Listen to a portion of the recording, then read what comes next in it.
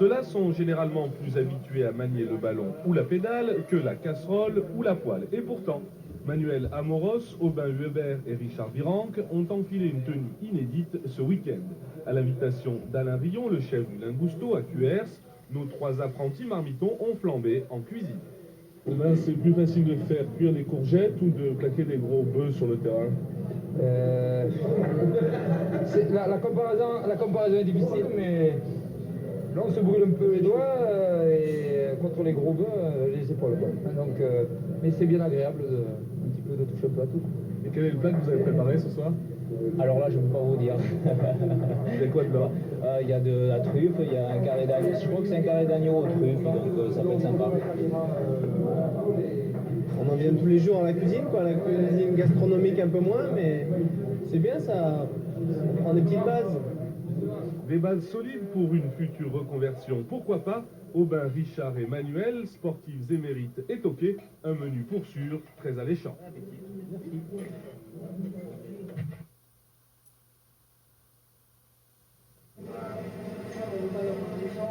Ça va? Tu vas? 3 célèbres retraités dans une cuisine.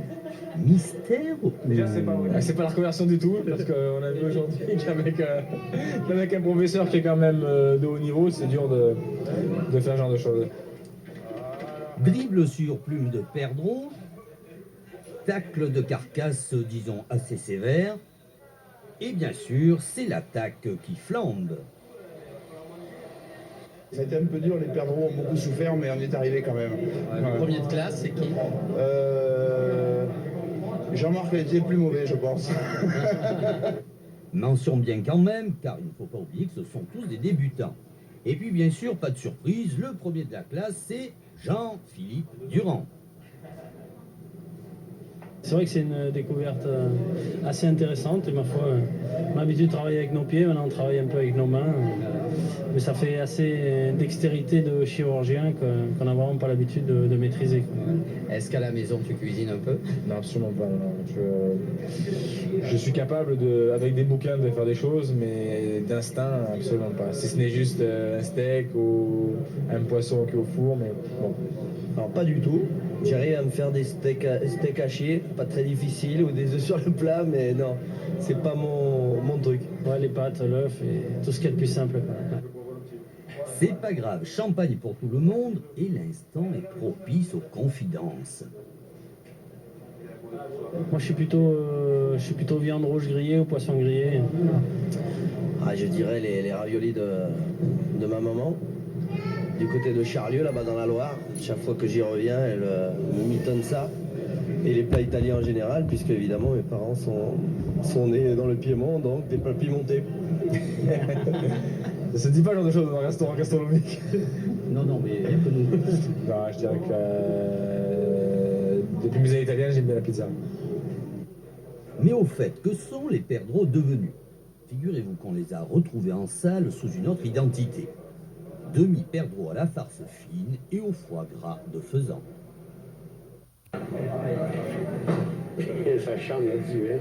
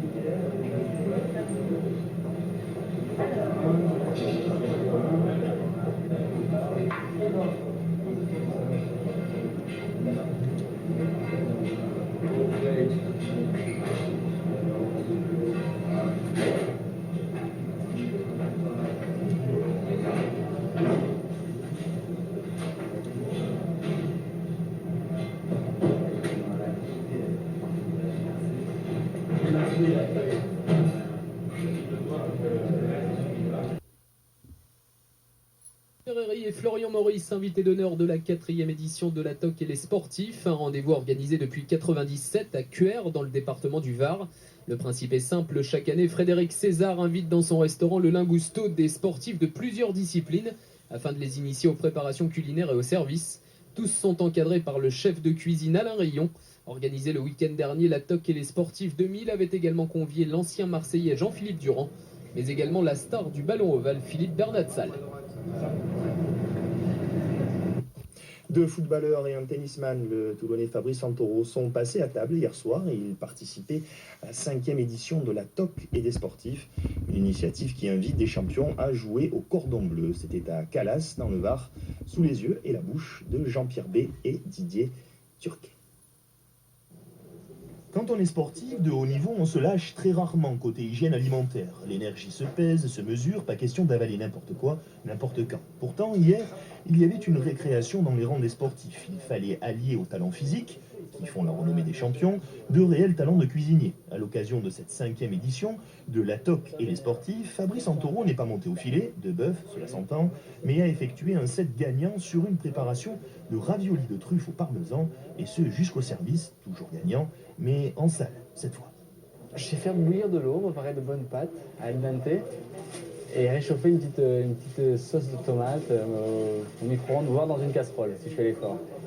Gernot Rohr, pour sa part, a méchamment taclé un filet de Saint-Pierre accompagné de son risotto au brocoli et cèpe avant de faire une passe décisive à son confrère Jean-Marc Ferreri qui a exprimé tout son talent sur un filet de biche sauce grand veneur. Il n'était pas seul dans l'action, son complice pour la réalisation de ce plat n'était autre que le chanteur Michael Jones qui devait rencontrer quelques mésaventures au moment du service.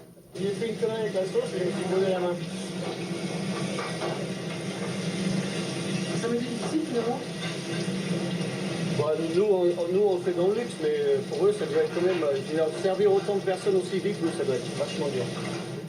Difficile de conclure sur cette rencontre gastronomico-sportive peu ordinaire qui, je vous le rappelle, s'est achevée sur un score nul de 0-0 sans avoir le sentiment de l'entraîneur en direct du stade des Gorges de Pénafort.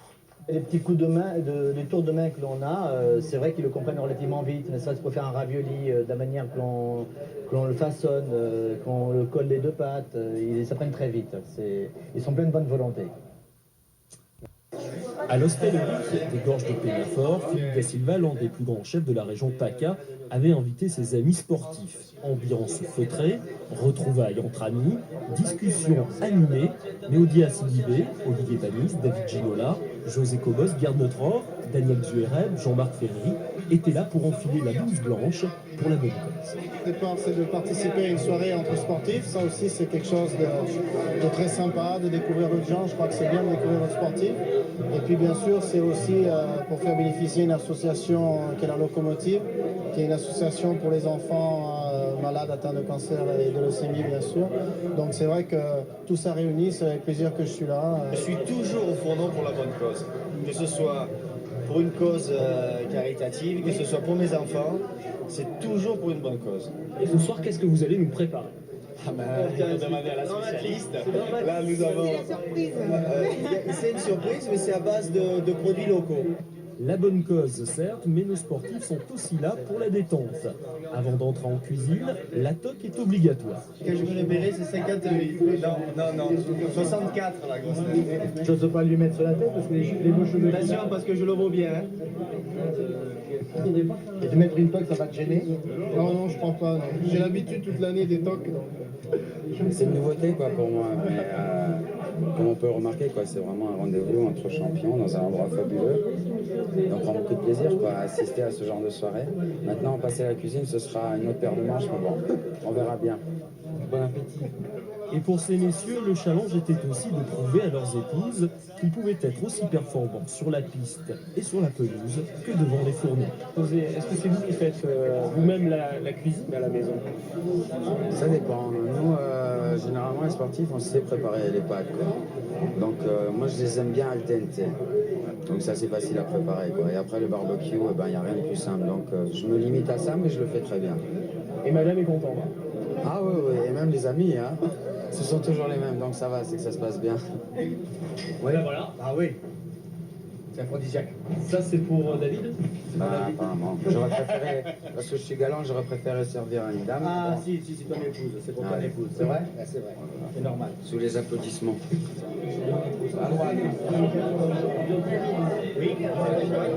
Ça se passe comme ça à la maison. Non, pas du tout. Pas du tout. Je crois que c'est la première fois depuis qu'on est mariés. Alors, le verdict. Bah, c'est très bon. C'est très bon. J'espère qu'il pourra faire la même chose à la maison. Il vous sert sur le terrain et maintenant il vous sert à table. Mais il a d'abord servi les dames parce qu'il est galant. Et après, il nous a servi à nous, ce qui est logique. Donc, encore une fois, bien éduqué, un gars bien, quoi. Chacun des sportifs fera son plat, on échange ses recettes de cuisine et surtout ses recettes pour réussir. À la maison, je fais ça. J'ai fait récemment un risotto à mes enfants, ils se sont régalés. Et je fais des spécialités italiennes. On m'a dit que tu voulais monter un restaurant, c'est vrai? Je vais monter un restaurant, mais avec M. Da Silva. Dans le vignoble, J'ai un problème parce qu'il a déjà... Mon souhait dans le football, ça a toujours été de rentrer sur le terrain en sachant que les gens payaient un ticket pour aller voir un match, de se dire qu'ils sortaient de ça, ils rentraient à la maison en disant « j'ai vu des choses que je ne peux pas faire moi le dimanche après-midi avec mes copains ». Un chef cuisinier, quand on vient manger dans un restaurant de renommée, on espère manger des choses qu'on n'est pas capable soi-même de faire à la maison.